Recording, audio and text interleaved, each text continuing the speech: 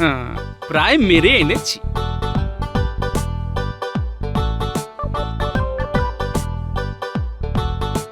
এটা কি বানাচ্ছ গো দাদু? দোলনা রে দোলনা, এই দোলনা থেকে আমরা সবাই দোল খাবো। কি মজা কি মজা, আমি দোল খাবো আর এরা ঠেলবে। তোকে ঠেলতে আমার বয়েই গেছে। আমি দোল খাবো আর তোরা ঠেলবি। ইস, শখ কত! উনি কোন মহারাজ এলেন যে ওকে ঠেলতে হবে? আর তুই কোন দেশের মহারানী রে? এই নিজেদের মধ্যে ঝগড়া থামা দেখি। সর্বপ্রথম দোল খাবো আমি, আর ঠেলে দিবি তোরা। বাহ বাহ, কি মজা কি মজা! দাদু দোল খাবে, দাদু দোল খাবে। গোপালকে তুমি যতটা বুদ্ধিমান বলছো, গোপাল আসলে ততটা বুদ্ধিমান নয়। ওই বুদ্ধির পরীক্ষায় ওকে আমি হারাবোই হারাবো। চেষ্টা করে দেখতেই পারেন। তবে আবারও বলছি মহারাজ, বুদ্ধির পরীক্ষায় গোপালকে আপনি কোনো মতেই হারাতে পারবেন না। বাজি? হ্যাঁ বাজি, 100 বার। দেখো দিদা, দেখো না কিরকম মানুষের মতো খাচ্ছে। খেতে খেতে আবার কিরকম চোখ পিটপিট করছে। তবে বেশি কাছে যাসনি যেন, বলা তো যায় না কখন আবার আঁচড়ে কামড়ে দেবে। না না না, বেশি কাছে যাব না। এই হনুমান, কলা খাবি? জয় জগন্নাথ দেখতে যাবি? ওহ, একটু আয়েশ করে ঘুমোচ্ছিলাম, তা না চেঁচামেচি করে দিল ঘুমটা ভাঙিয়ে।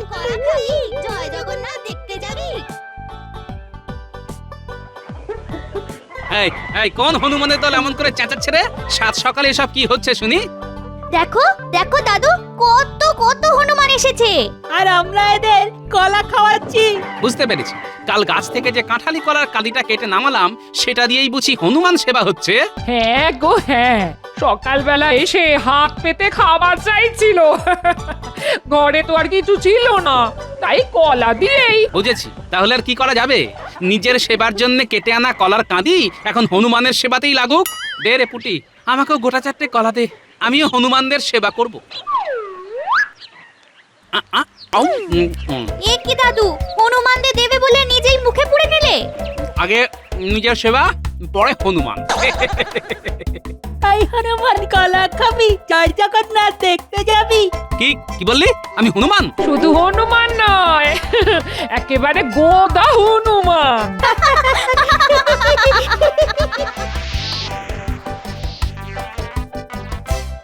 শোনো মন্ত্রী, যার জন্য তোমাকে গোপনে ডেকে পাঠিয়েছি, দেখো গোপালের বড্ড বুদ্ধির অহংকার। গোপালের এই বুদ্ধির অহংকার ভাঙতেই হবে, আর সে কাজটা করতে হবে তোমায়। বাহ, এ তো খুব ভালো কথা মহারাজ। দেখবেন বুদ্ধির খেলায় ওকে ঠিক কাজ করে দেব। আসলে তোমাদের এই রানীমার সঙ্গে আমার বাজি হয়েছে। তোমাদের রানীমার মতে গোপালের মতো বুদ্ধিমান শুধু এই কৃষ্ণনগরী কেন, ভূভারতে আর দুটি নেই। আপনি নিশ্চিন্ত থাকুন মহারাজ, এমন মাথা খেলিয়ে বুদ্ধি বের করব না যাতে গোপালও জব্দ হবে আর রানীমার কাছেও আপনার মুখ পুড়বে না। বাহ বাহ, এই না হলে আমার মন্ত্রী। তাহলে কাজে লেগে পড়ো।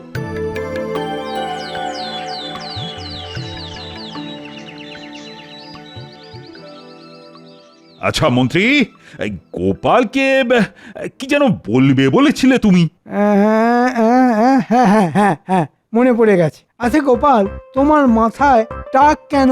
তাই তো হ্যাঁ, গোপালের মাথা ভর্তি চুলের বদলে টাক কেন? কি আপদ, এটা একটা কথা হলো নাকি? আমার মাথায় টাক পড়লো কেন, সেটা আমি কি করে বলবো? আরে তোমার মাথা জোড়া টাক, আর তুমি বলবে না? আমি মনে হয় উত্তরটা জানি। হ্যাঁ, জানো? বাবা বাবা বাবা, এই না হলে আমার মন্ত্রী। আমরা সকলেই জানি দাঁত থাকতে দাঁতের মর্যাদা, আর চুল থাকতে চুলের যত্ন করতে হয়। মানে রোজ দাঁত মাজা, চুলে তেল মাখা, চুল আঁচড়ানো, এসব তো করতেই হয় আমাদের। কিন্তু গোপাল তো কিপ্টের এক শেষ, তাই এক ফোঁটা তেলও মাথায় দেয়নি কোনোদিন। সে কি গোপাল, খরচের ভয়ে তুমি মাথায় কোনোদিন তেল দাওনি? তাহলে আর চুলের দোষ কি? যত্নের অভাবে অকালে ঝরে তো পড়বেই। চুল নেই বলে আঁচড়ানোর বালাইও নেই, তাই চিরুনি কেনারও খরচ নেই। সে কি গোপাল, তোমার চিরুনিও নেই। মনে হচ্ছে দুজনে চুক্তি করে আমার পেছনে লাগা শুরু করেছে, কিন্তু আমার এখন রেগে গেলে চলবে না। সময় এলে সুদ শুদ্ধ ফিরিয়ে দেব।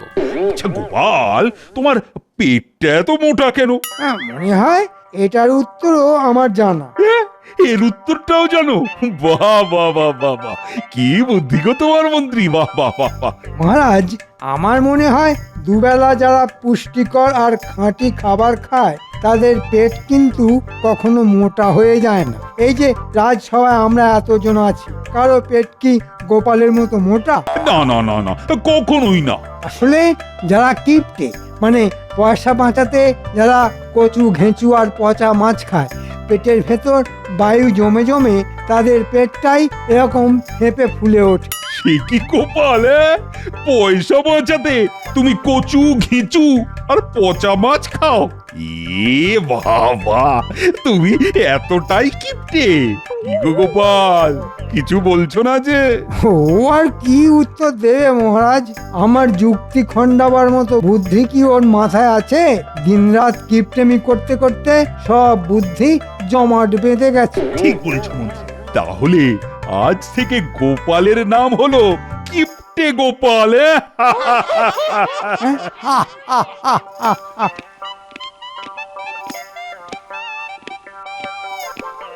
মহারাজ, মহারাজ, এক দল হনুমান এসে আপনার ওই ফলের বাগান একেবারে তছনছ করে দিচ্ছে। সে কি? চলো তো, চলো তো দেখি।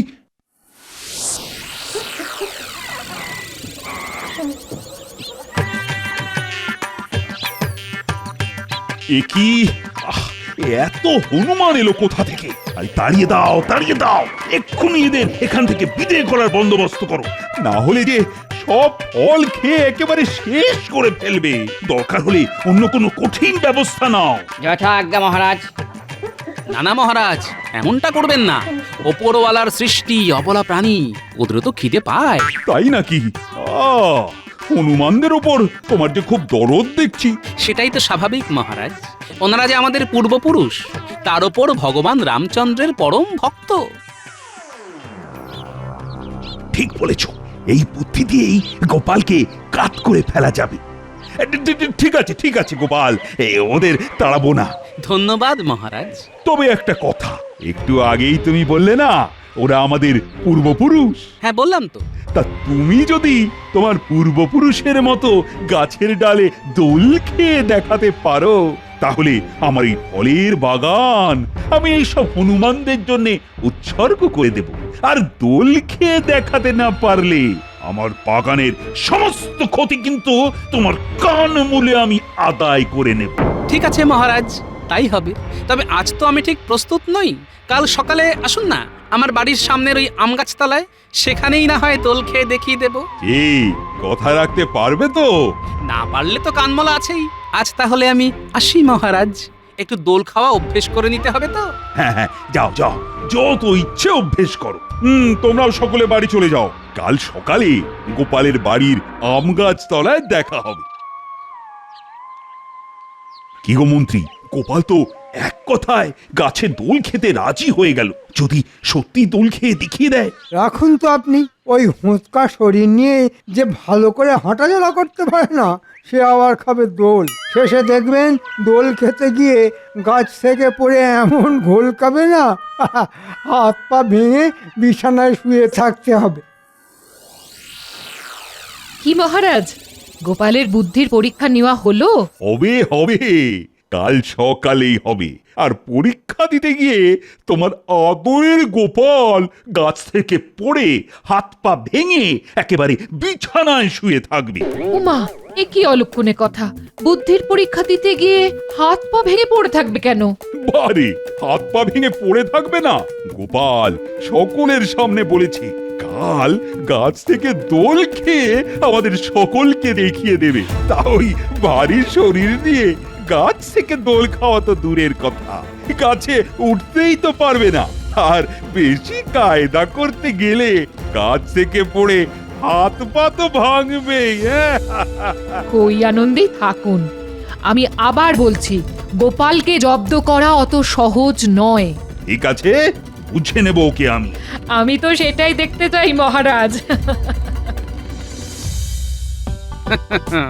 প্রায় মেরে এনেছি।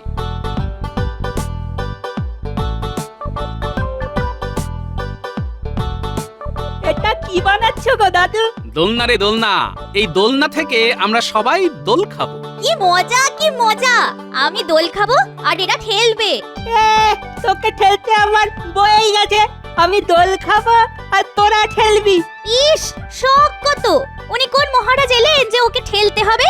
আর তুই কোন দেশের মহারানী রে? এই নিজেদের মধ্যে ঝগড়া থামা দেখি। সর্বপ্রথম দোল খাবো আমি, আর ঠেলে দিবি তোরা। বাহ বাহ, কি মজা কি মজা! দাদু দোল খাবে, দাদু দোল খাবে।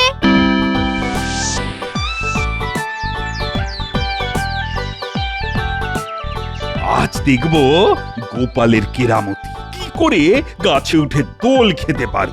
আমি আবার বলছি মহারাজ, গোপালের দ্বারা এই কর্ম হবে না, কারণ গোপালের পুরুং পারুং সব মুখে, তাই গোপাল আজ হারবেই।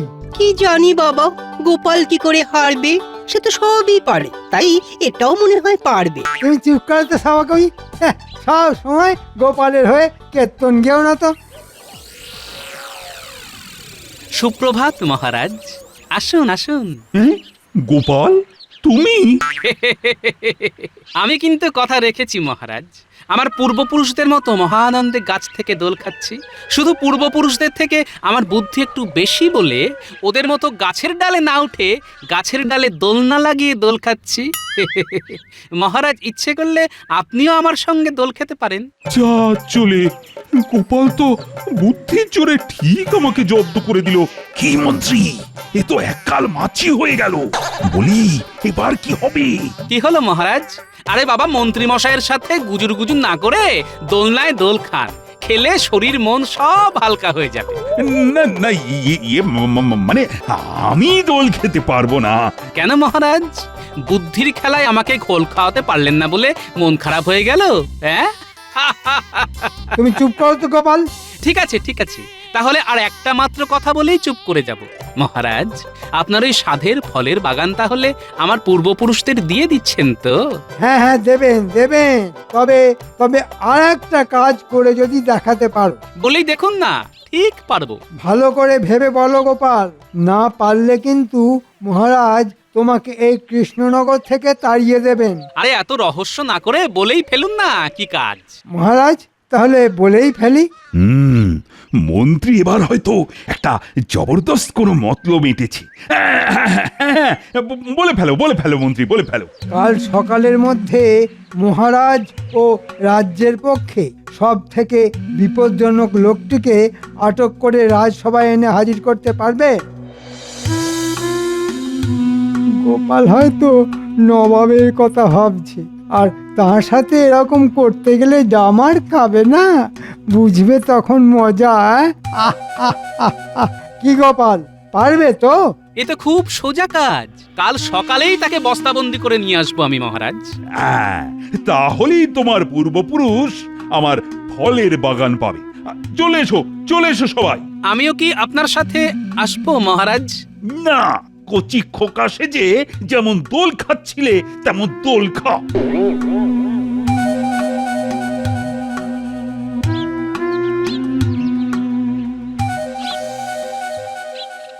বুদ্ধির পরীক্ষায় হারাতে না পেরে মহারাজের মাথাটা বড্ড গরম হয়ে গেছে দেখছি।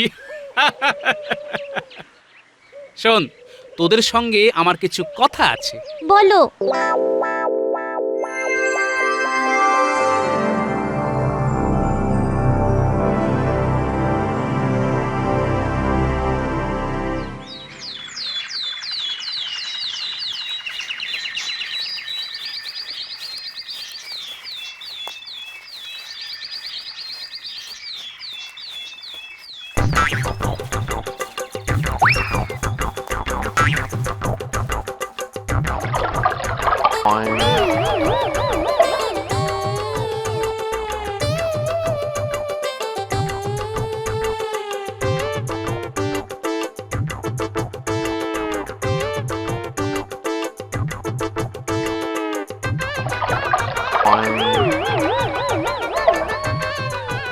আজ সকাল হতে না হতেই পেটে চাপ পড়েছে।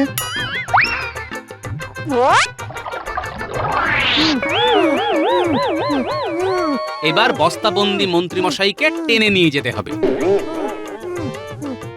এই ও মারো, অর্থরা হেইও এই ও মারো, এই ও। অর্থরা হেইও আজ গোপাল সেই বিপজ্জনক লোকটিকে রাজসভায় এনে হাজির করবে। গোপাল যদি সেই বিপজ্জনক লোকটিকে ধরে আনতে পারে তাহলে আমাদের সকলের হাড় জুড়বে। কিন্তু কিন্তু গোপালের এখনো দেখা নেই কেন?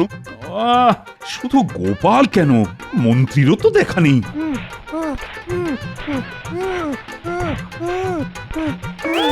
এই নিন মহারাজ, আপনার আর আমাদের রাজ্যের পক্ষে সব থেকে বিপজ্জনক লোকটিকে বস্তাবন্দি করে নিয়ে এসেছি। রক্ষী, আদেশ করুন মহারাজ। বস্তার মুখ খুলে ভেতরের লোকটাকে বাইরে বের করো।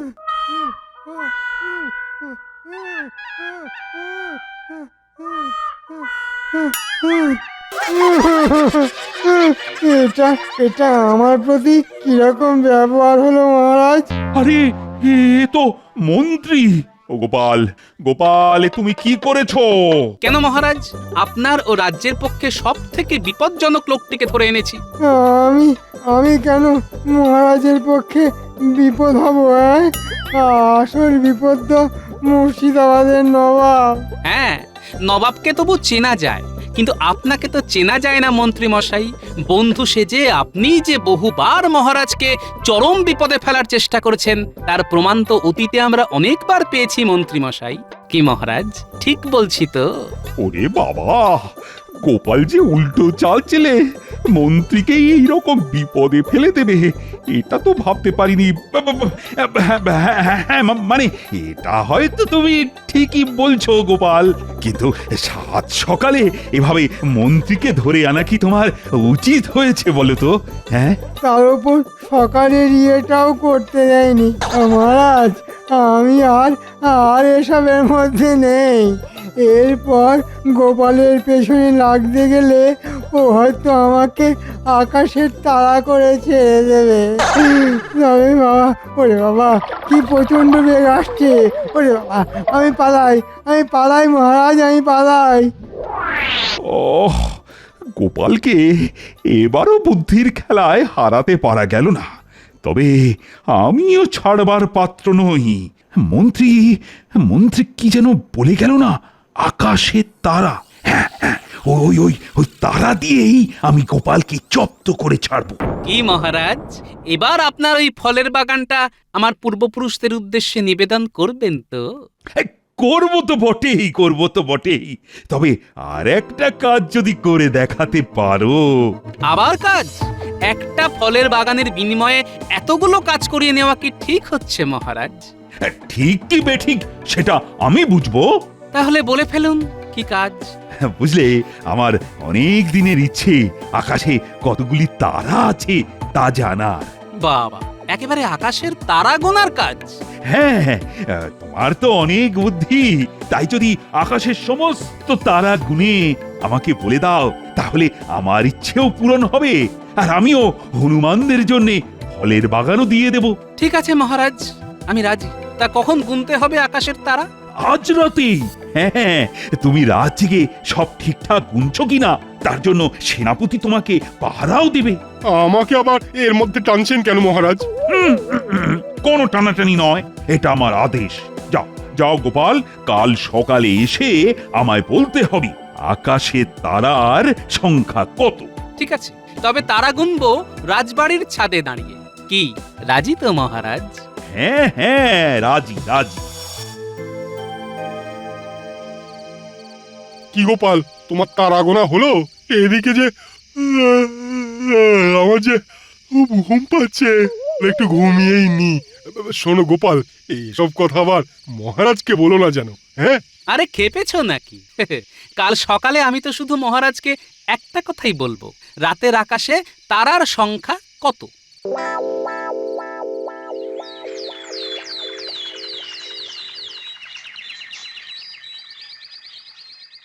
এবার গোপালকে যে ফাঁদে ফেলেছি না, দেখবে ও ঠিক হারবে, আর তার সাথে তুমিও বাজিতে হারবে, হ্যাঁ?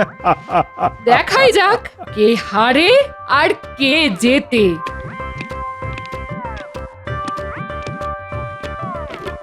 ভেতরে আসবো মহারাজ? হ্যাঁ, এসো এসো। তার রাত জেগে আকাশের সব তারা গুনেছ তো? হ্যাঁ মহারাজ, সব তারা গুনে ফেলেছি। বাহ বাহ বাহ, খুব ভালো। এবার তাহলে চটপট বলে ফেলো দেখি, আকাশে তারার সংখ্যা কত? আগে মহারাজ 13,33,313। আপনাকে এই হিসেবটা একটু যাচাই করে নিতে হবে মহারাজ। হিসেবে গোলমাল হলে যা শাস্তি দেবেন মাথা পেতে নেব মহারাজ। তা যাচাইটা করব কি করে? এই তো মহারাজ, সবকিছু আমি সঙ্গে করেই এনেছি। আরে এসব দিয়ে আমি কি করব? কেন মহারাজ? কাঁচি দিয়ে মাথার সব চুল কেটে এই কাগজে রেখে তারপর একটা একটা করে গুনতে বসবেন, দেখবেন ঠিক মিলে যাবে। আর না মিললে শাস্তি তো আছেই। ও হ্যাঁ, শেষ রাতে বেশ কিছু বাচ্চা তারাও চোখে পড়েছে আমার। মোট 4014। আপনার গোঁফ কেটে সেই সংখ্যাটা মিলিয়ে নেবেন কিন্তু। এ কি করে সম্ভব? কেন সম্ভব নয় মহারাজ? আমি যদি সারা রাত জেগে আকাশের তারা গুনতে পারি, তাহলে আপনি কেন চুল গোঁফ কেটে সেই সংখ্যাটা যাচাই করে নিতে পারেন না? এই নিন কাঁচি, কাটুন চুল আর গোঁফ। নিন নিন নিন, কাটুন কাটুন। আমি বাবা পালাই। পালাতে তো দেব না মহারাজ, চুল গোঁফ তো আপনাকে কাটতেই হবে। কি হলো কি হলো মহারাজ, কাটুন কাটুন। আমায় আমায় রেহাই দাও রানী। আমি স্বীকার করছি, গোপালের মতো বুদ্ধিমান লোক শুধু এই কৃষ্ণনগরে কেন, ও ভারতে আছে বলেও আমার জানা নেই। কিন্তু এই বুদ্ধিমান লোকটা যে বড়ই সঙ্গতিহীন মহারাজ। মানে বেতন যে বড় কম। ঠিক আছে ঠিক আছে, এই মাস থেকে তোমার বেতন আমি দ্বিগুণ করে দিলাম, আর সেই সাথে হনুমানদের জন্য আমার সাধের ফলের বাগানও।